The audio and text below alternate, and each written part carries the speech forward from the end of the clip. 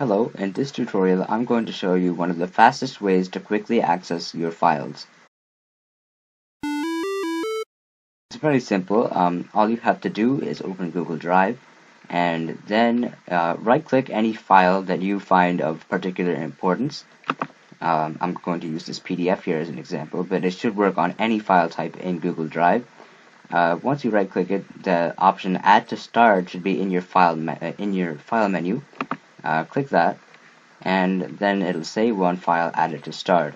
Of course, you can select multiple files, then right-click, and then click Add to Start, which will add all of them to start. So if you go into the Start menu on the left-hand side, you will see that file just appeared in there. And the purpose of the start area is that you can easily access any important files. So if there's a file that I need to open every day, say I'm a student, right? Well, I am. Maybe there's a do now document that I need to open every day in the beginning of class.